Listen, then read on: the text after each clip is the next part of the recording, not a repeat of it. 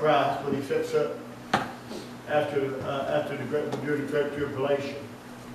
And said he'll seek to wear out the saints of God. That's what the devil wants to do, brother. But it's a song I thought come to my mind. I hope it'll be a blessing to you this morning.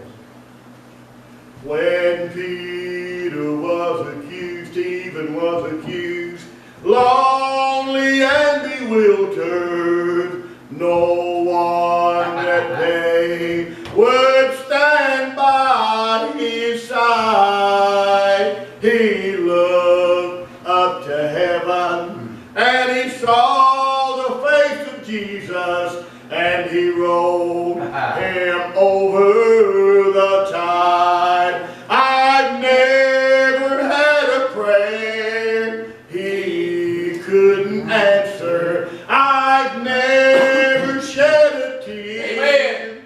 He could not dry. When the waves of life are so high that you can't mount them, he'll roll you over the tide. Amen. When the world starts closing in and my life becomes a burden, amen, I want to run, but there's no place to hide. Amen. I just look up like old Stephen to the right hand of the Father, and he rolls me over the tide. I've never had a prayer he couldn't answer. I've never shed a tear he could not dry. When the waves of life are so high that you can't mount them, he'll roll you over the tide. Aren't you glad he will? Amen. Amen. Amen. I want you to turn today, if you have your Bibles, over here in the book of Acts, chapter 20. We thank God for letting us be here. Thank the Lord that God has allowed us to be back in His house again this morning. And I thank God that God's been good to us. Well, I got thinking about how battle worn a lot of people are today. I bet if I'd ask every one of you in this building today, personally, one-on-one, are you going through a battle, some type of battle in your life? I guarantee you most of you would say yes. I guarantee you may be different problems, different situations. They say, yeah, preacher, I'm going through a time. I talk to people all the time. Maybe it's issues in your family or something else going on. They say, preacher, I don't know what I'm going to do. They're just about far spent. I'm glad that when we have a need, that there's grace for every need we have. Yes. Tell you today, I don't know what you're going through today. But God does. And He's not forgotten. I'm glad He's not forgotten His children, aren't you? I'm glad of that this morning. Yes. You know what, though? I got to thinking about this. It's a tragedy when you hear tell of people that serve God all the years, Brother Mike, and they fall by the wayside and quit serving Him all life. I heard a great preacher one time, I know, a friend of mine from Mississippi. He said, I want to die with my boots on. And I scratched my head, I said, what does he mean by that? And I finally realized what he meant. He said, I want to die marching for God. I don't want to die to the side. I heard a preacher tell a long time ago that here's what he said, it's good. And I'm trying to keep it my motto all my life. I've been saved. I want to start out right, and I want to finish right. I hope that's the desire of all of us in this building this morning. Some of you have been saved a long time. Some of you haven't been saved very long. But your desire this morning, I want to say, preacher, I want to start, I started out right, I want to finish right. When I leave this world, whenever they may be, it might be in death, it may be in the rapture when the Lord takes us home, but if I leave here in death, I want people to walk by my corpse in that casket and say, he finished well. He finished well. That's my desire. I tell you what, the devil fights us, don't he? But I've read the last chapter, I know who wins. Amen. Amen. I know who wins today. Amen. Amen. But I want you to look here at Acts chapter 20 and verse number 24. Paul here was now getting ready to be tried and sent to Rome. And Paul had been through a lot. You read of many things that Paul had been through. He'd been beaten, shipwrecked, in the cold, hunger, persecuted. But things for Paul was winding down as a child of God. Paul said here, in Acts chapter 20, the book of Acts chapter 20 and verse 24 says this, but none of these things move me, neither count my life dear unto myself, so that I might finish my course with joy, and the ministry which I have received of the Lord Jesus Christ, to testify the gospel of the grace of God. Now we're going to read another verse. You don't have to turn to it. You can if you want to. 2 Timothy 4:7. Paul was sitting in a Roman jail cell. It was not going to be very long before the executioner of Nero would be coming and beheaded Paul there in that jail. Paul made this statement in verse 7 of chapter 2 Timothy 4. I fought a good fight. I finished my course. I've kept the faith. Then Paul, in one of the other writings, and I'm going to read this and I'll pray let you sit down here in a minute. Paul went to Galatia, the church of Galatia, how some of the Christians had started out well. But something happened in their lives.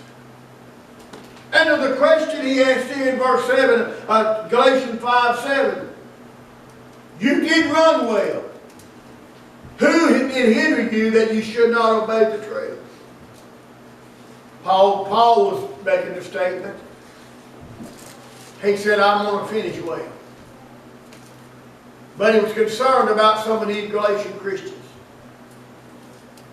He said this, he said, you did one time run well. But said, what's hindering you from running the way you're used to?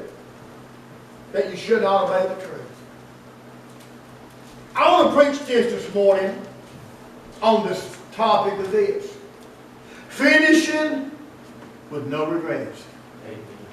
Well, Mike, bless to read the Word of God. Dear my kind and gracious Father, we pray you touch the man of God today. Bless the Word of God and move in a mighty way upon our hearts and help us, Lord, to receive this message to our hearts, God, and take it with us, Lord. Lord, we love you, thank you, pray you. Say that one here in hell today be one among us. In Jesus' name we pray. Amen.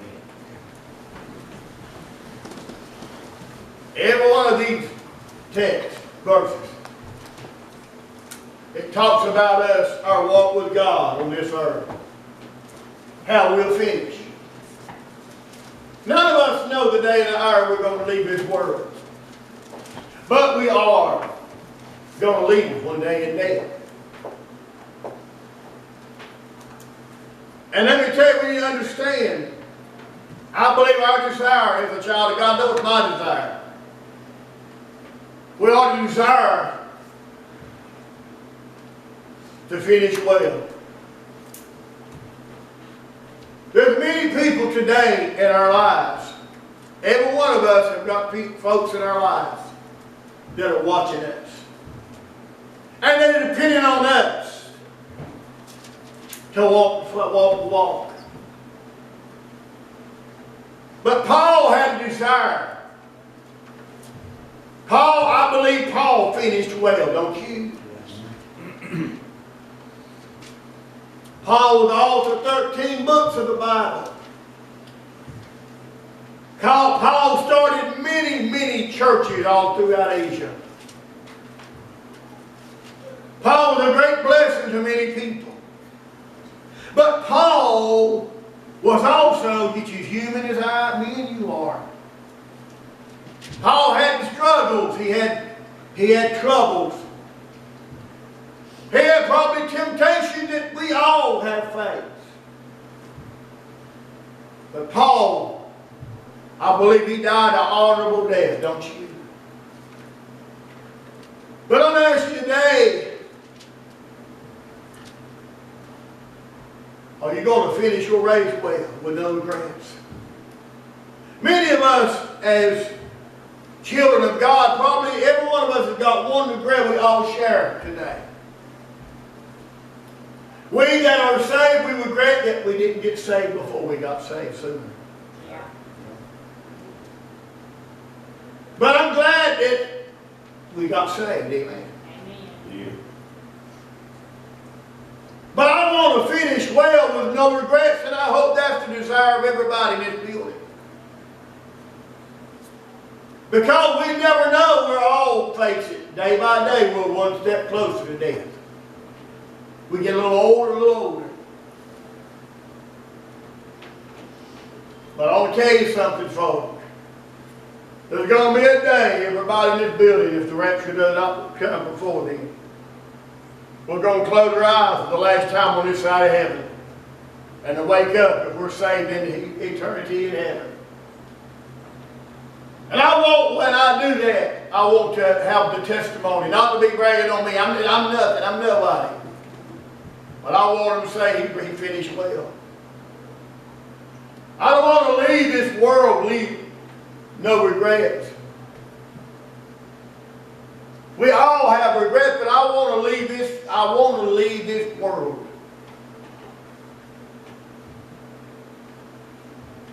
I'd love to have the testimony that Enoch had, and he pleased God. Finishing well with no regrets. No regrets.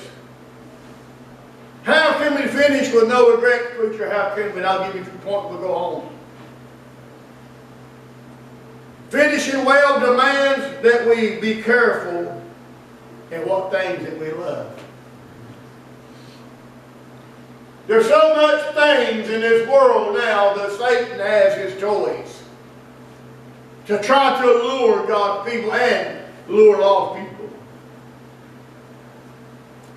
And the book of 1 John says, love not this world, neither the things are in the world. If any man love the world, the love of the Father is not in him.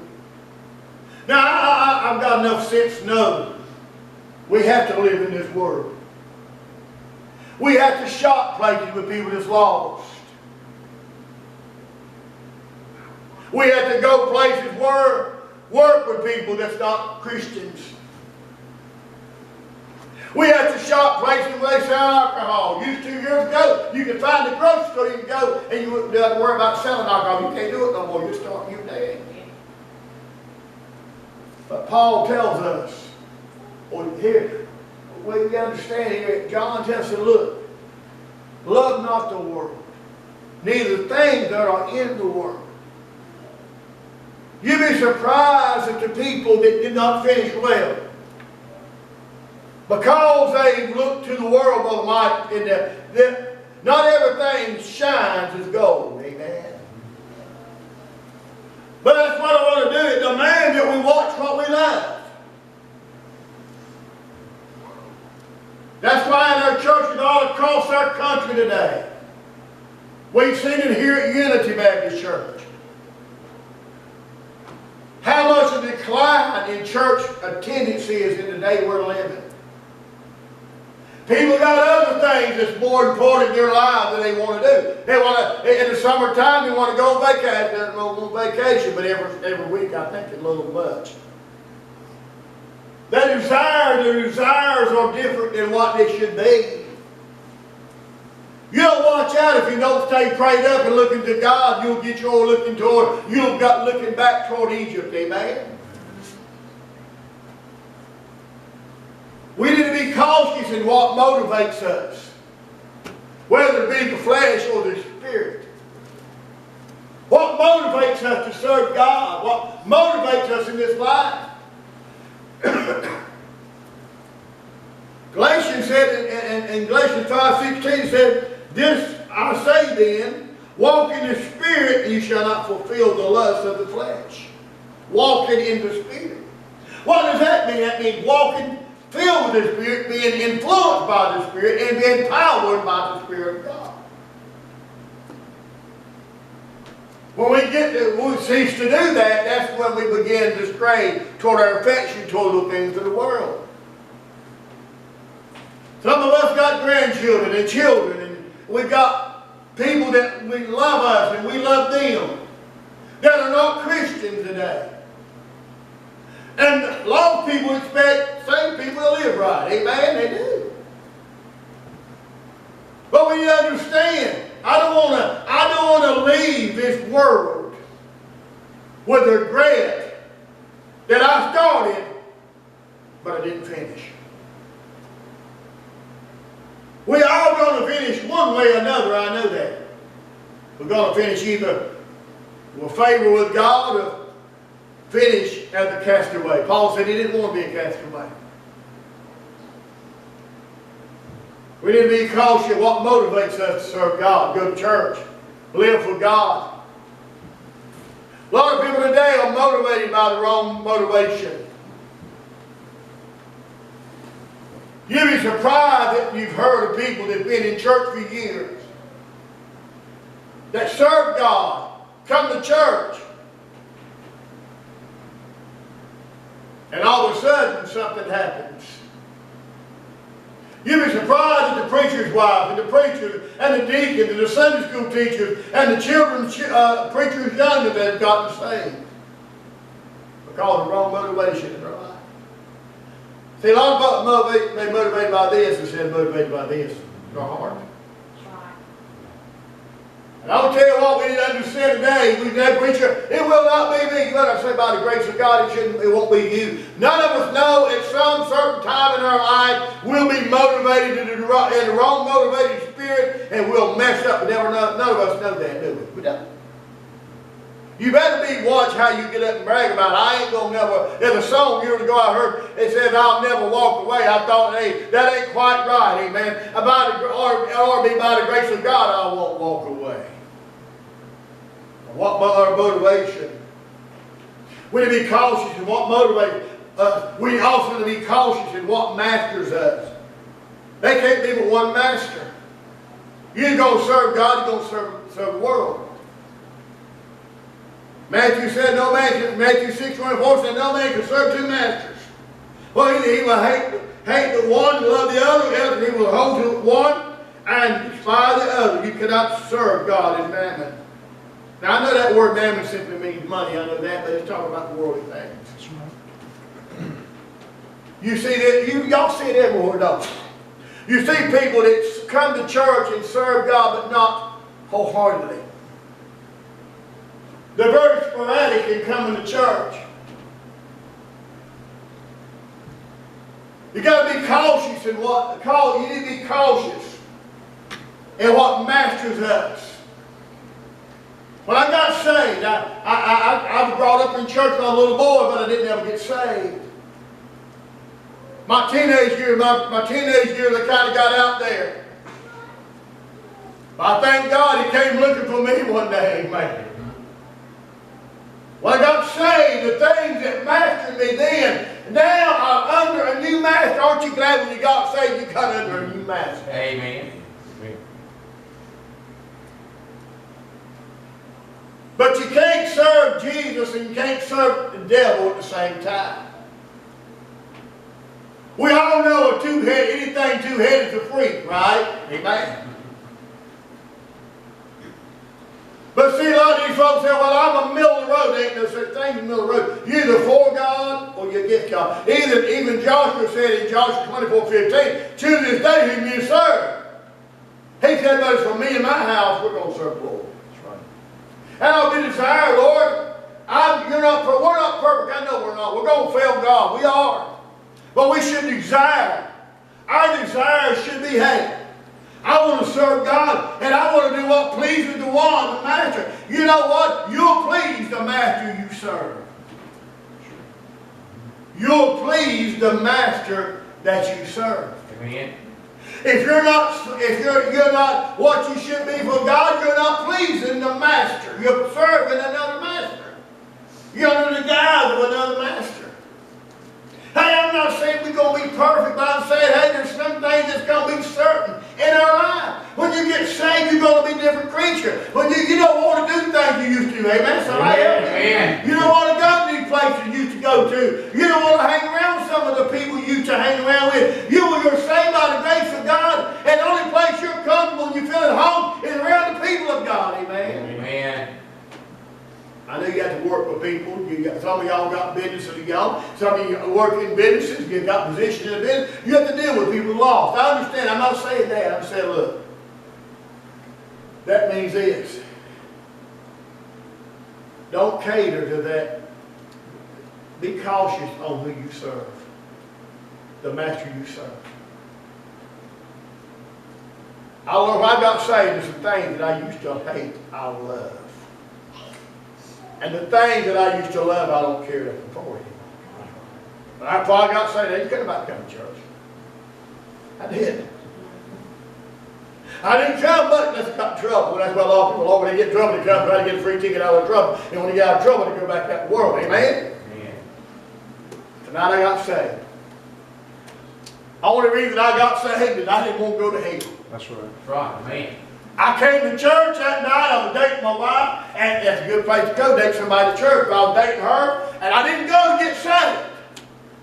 I'm glad the Lord met me in that place. Amen. Well, I got saved by the marvelous grace of God. I changed doctors.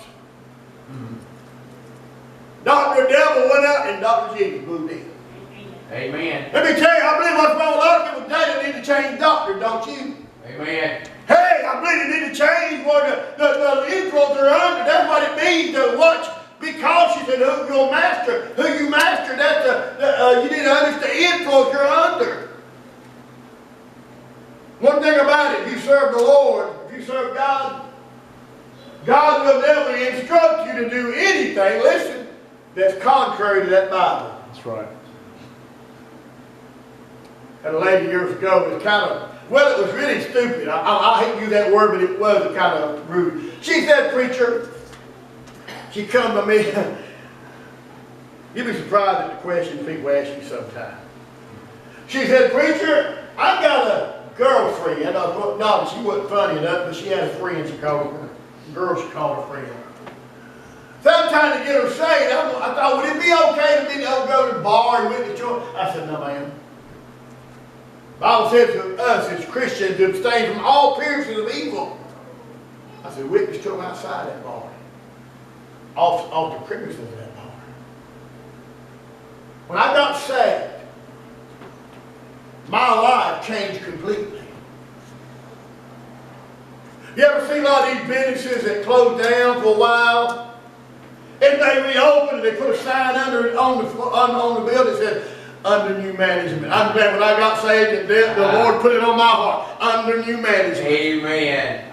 Let me tell you, I'm glad today I'm under his management. Amen. Hey, no, I fall short. Yeah, sometimes I have to crawl to him and say, Lord, that's me again, Lord. I'm sorry. Lord, forgive me. But let me tell you today, we need to understand the way we can finish with no regret is be cautious in what matters us. Also, there's something else. We need to be cautious in what marks us. I tell you what, you're marked by your actions. The Bible tells us over here in the book of James 1:27. He said, pure religion and undefiled before God and the Father is this: to visit the fathers and widows in their affliction, and to keep himself unspotted from the world. Who you associate with, the places you go, the things you watch and things you do. That's what that means. Keep unspotted.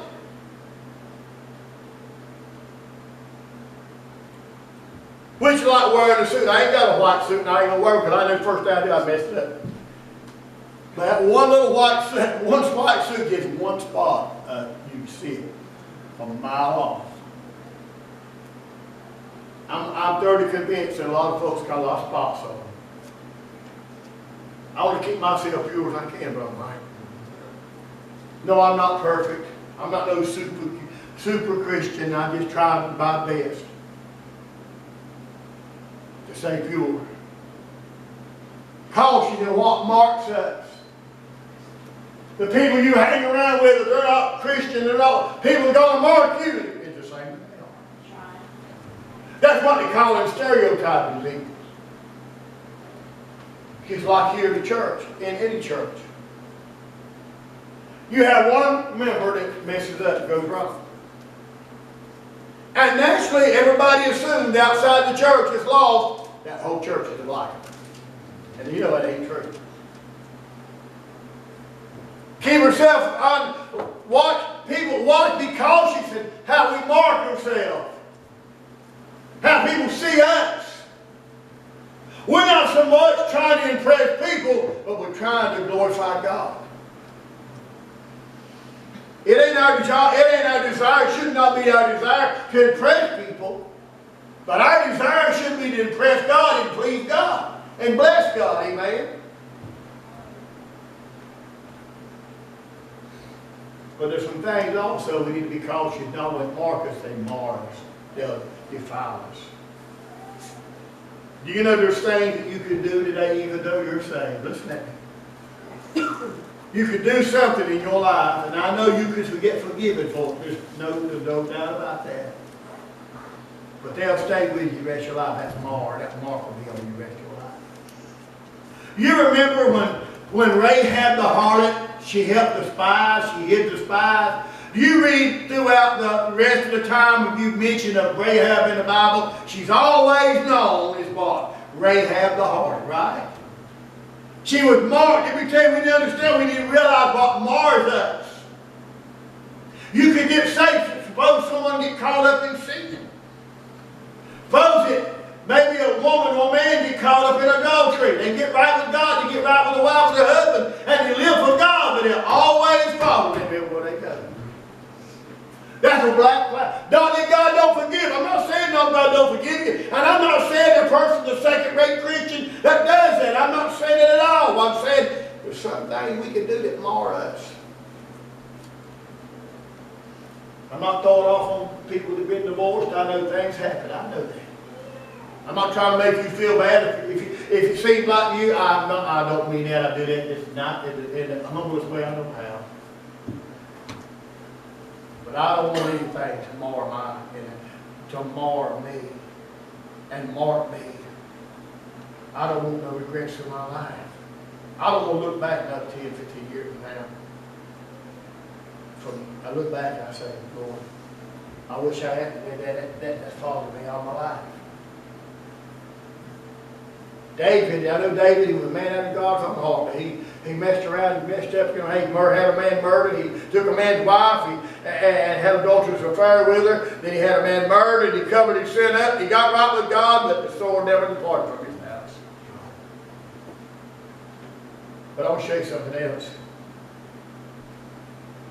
We need to see what we need to be careful what we love. Finishing well determines that we be cautious in where we look. The Bible tells us in Hebrews chapter 12, verse 2, looking at Jesus, the author and finisher of our faith, who was the joy set before him, he said, endured the cross, defied shame, and sat down right hand of the throne of God. He is. There's some looks. We need to be determined on what we look at. First of all, the earthly look. The Bible says in 2 Corinthians 4:18, while we look not upon the things that are seen, but things which are not seen, for the things which are seen are temporal, but the things which are not seen are eternal. What's some of the looks? A look of pleasure. They didn't know have a good time. I like to cut up. I do, and sometimes I guess I'm a big youngin' sometimes. I like to have a good time. Decent, now not going to be off the wall, but I like it. But we're talking about those that thrive in pleasure. The Bible says, even Paul said, in the last days there'll be a love of pleasure for the love of God. Is that right? Amen. I want to tell you one thing, friend, today. We need to watch where we look. Be cautious where we look. Because let me tell you, whether you know it or not, you look at something not right, that automatically records in here. They say your brain is like one giant computer, and everything you look at, it stays there. And ain't it something, and you know this to be true? There's things you probably looked at years ago, and all of a sudden, have you ever been like this? It'll flash back in your mind.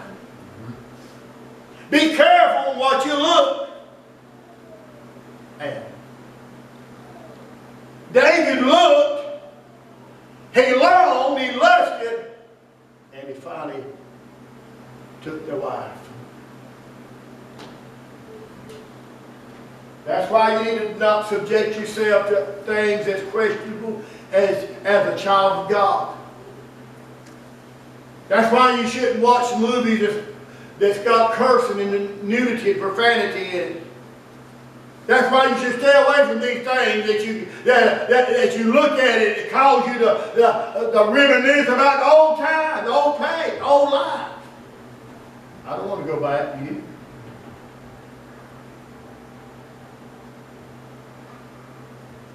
Want of pleasure. The Bible says, all's in the world, the lust of the flesh, the lust of the eyes, and the pride of life is not the father of the world. Not all that, we look at the look of treasure and one of leisure. There's nothing wrong with having a good time. We have vacation. Y'all go on vacation. Thank God I go once in a while. I go. Even if it is just an album bar, I still go on vacation. Everybody needs to get away sometime, don't you? Amen. Man, this world, you stay beat down, you need to get away from it. Get away. Don't think about anything. Just anything related to that, just get away and have a good time. As long as that ain't dominating your life all your life. Folks is teaching their children, hey, it's all right to miss church to go to these things. It's all right to go and frolic and stay away and keep yourself out of the house. It's all right to do that. What we need to teach them, look, it's okay to have a vacation and pleasure. It's more important to serve God. More important to serve God.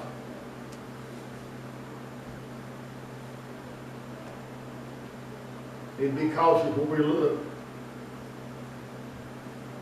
Not only that, finishing well dictates that we be considerate and where we linger in. What is the damage of us lingering? Lot lingered. They drug him out. They grabbed him. They literally had to drag him out of the town. He left son-in-law back there and died in the fire, went to hell. Instead of being a witness, he lingered and he became as one of them. You here today, you say, well, not ever happened to me. Let me tell you what, my friend.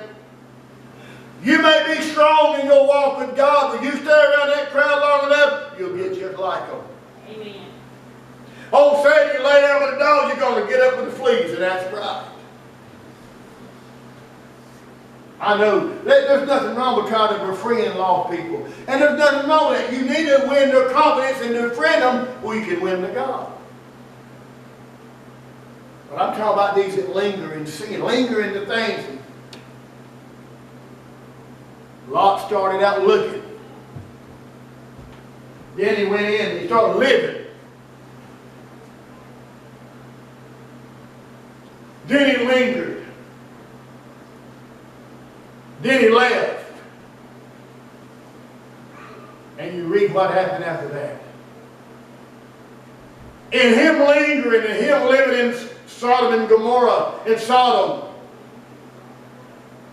we remember what happened to him after he left Sodom and went up there to Zoar into one of those caves in sexual relationship his daughters had with him and conceived children by their own daddy. They got that from living in Sodom. They lingered and it got in their character. If you watch that long enough, it'll get in your character too, friend. Won't ever happen to me. It'll never happen. The devil, Peter would have told you, I'll never get around that devil's fire. I'll never deny Christ. Ain't no way. He told Jesus that night he would betray him. Jesus said, before the night over with, before the cock crows, you deny 3 times you know me. No, Lord, I'll go to Jerusalem with you, and I'll die with you. He ended up weeping bitterly because he did exactly what Jesus said he would do. You need to watch where you linger. If you finish well, you need to stay right. Let me tell you, you ever preach, I get discouraged, I get bored. Call God's people, get together and fellowship, do something, but don't linger, don't linger, don't linger. It defiles us. It defiles us. Let me tell you what. You here today, this is important. You listen to what I'm saying. If you ever damage your testimony, you might get right with God and God will forgive you, but you'll never be the same.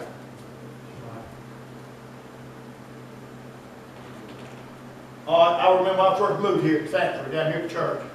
Before we rebuilt the steps, put new steps in, don't look pretty, anything look good. But anyway, them old steps, you remember old wooden steps we had, creaked and popped and went down. Down at the bottom of the steps there's a cement slab there. They poured there, I guess, to the end of the steps. Somebody, while the cement was wet, they wrote Jesus Saves. And when it hardened, it was a forever fixture in that cement. That first impression stayed there. When people look at us, the first impression they get will stay there, but you defile yourself and you break your confidence and lose your testimony.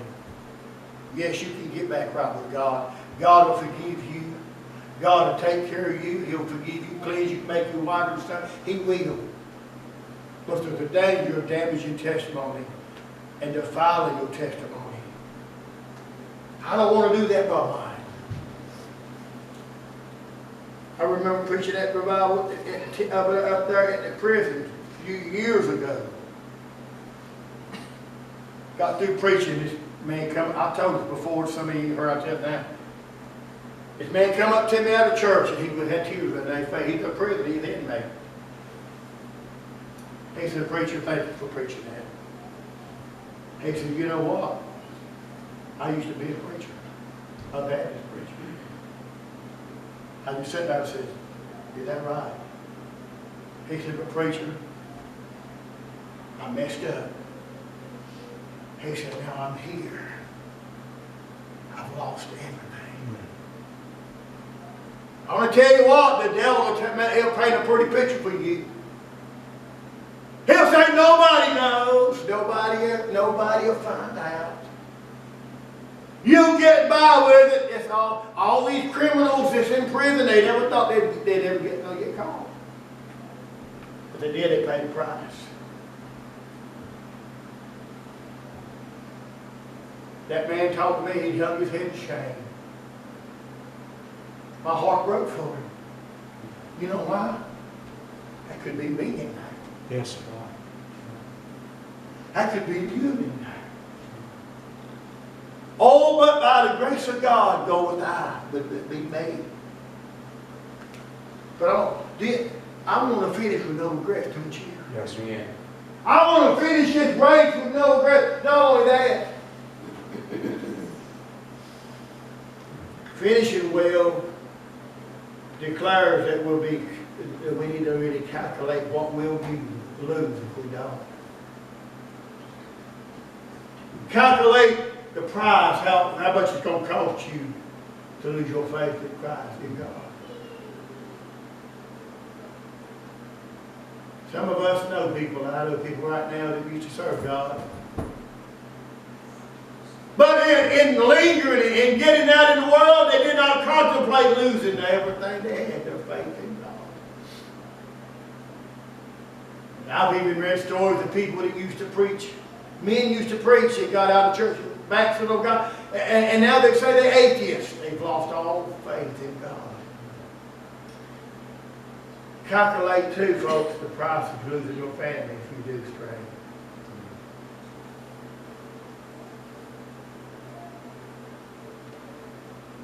I got my $2 now.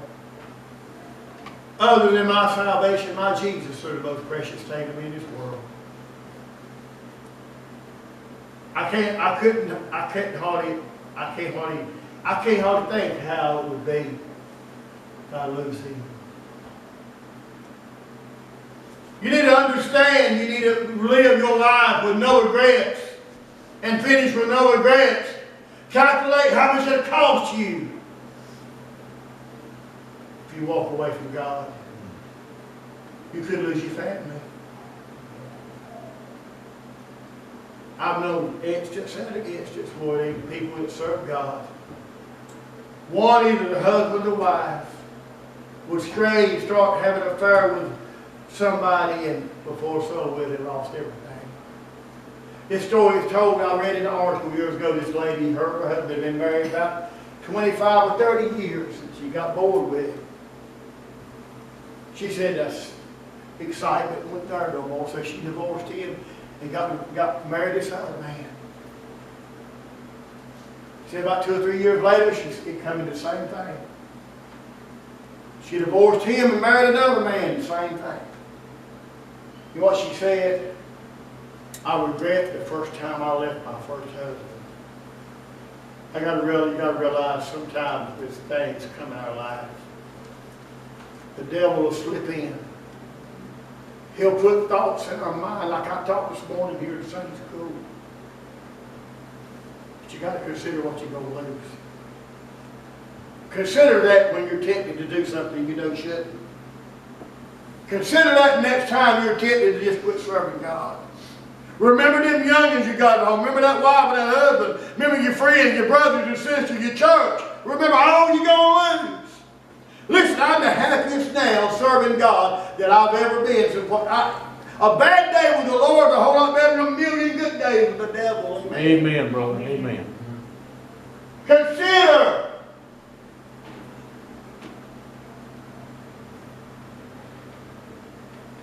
Leaving with no regrets. Are you going to leave with no regrets? Lose that prize of losing that finishing well.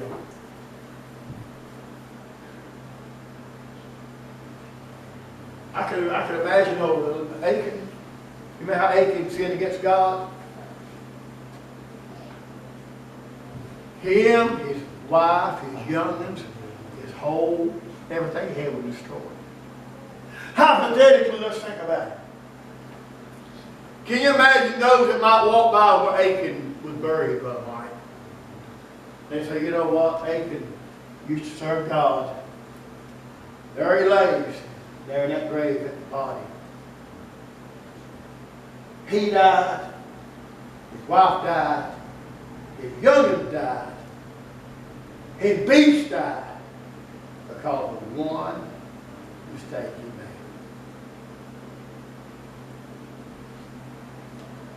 What you do doesn't affect other people.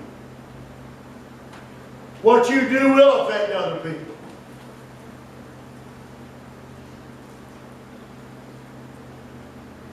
My old saying goes, the sin will take you further than you want to go. You make you stay longer than you want to stay, and make you pay a lot more than you would have paid.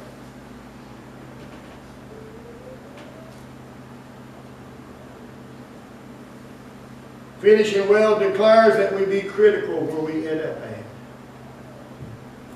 I don't want to quit. You remember when Jesus died on the cross? You remember over in Luke chapter 9, verse 62? Luke 9:62, yeah.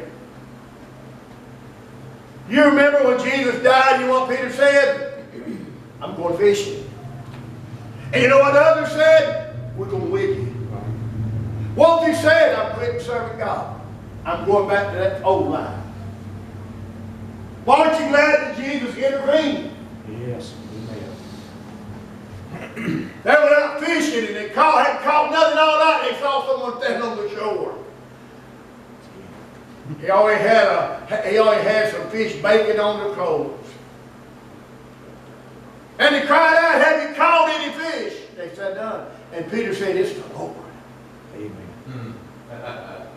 He said he put his fishing coat on because he didn't have he didn't have it naked, the Bible says. Jumped in the water. Let me tell you what, friend, it'll cost you. I want to end up right. I don't want to end up in the swamp, do you? No, sir. I want to end up my last breath. I don't want to end up in a sinful state. I don't want to end up doing like that. I want to end up, I try every day to bring honor to God. I pray, Lord, I want to be a blessing to somebody in my life every day. I want to be a blessing to each one person. Give them an encouraging word or whatever. But I don't want to finish in a sinful state. I don't want to leave with no regrets, folks. I don't want to leave with no remorse. I don't want to leave with no guilt. I don't want people to say, old preacher Ricky Chappell, he used to serve God. He used to stand behind the pulpit and preach. But he got out of church, sir. He got back out in the world. I don't want to do that. The rest of God take me on home right now before we get that shape of judge after God's will. But I want to ask you a question. We're going to close. Will you finish with no regrets tonight? I want to finish with no regrets, don't you? Because let me tell you what, friends, and all of that, I want to do it, bring honor to God. We got people depending on us, folks. They people depending on us to pray for them. Yes. You know how much honor and great honor is for people to call me or text me and say, preacher, pray for me. Amen. Doesn't mean they got confidence in me that I'd pray. I'd get to heaven. Get in touch with heaven. That means a lot. I'm not bragging on me. I'm just saying I'm just glad that I hope in my life that I have it. I want to be an influence, a godly influence, don't you? Amen. I want people to say, hey, you love God. Amen. Hey, I don't care if nobody, I don't care if I'm wealthy. They don't make me feel I don't care. But I do know people will say, hey, that man loves God. That's my desire. Finishing no regrets. So how about you this morning? I thought about preaching a Thanksgiving message this morning, but God just got this on my mind. God, I want to finish well. Oh, James, you read about James, the Apostle James. He's one of the first martyrs in the Bible, the Old Testament, the New Testament, one of the first disciples martyred. It was told when James was headed to the execution that the soldier that saw him, his faith was so strong, the soldier got converted on the way over there and was executed with James. Amen. James finished well. Amen. How will you finish today? I want you to stand on the church out, please.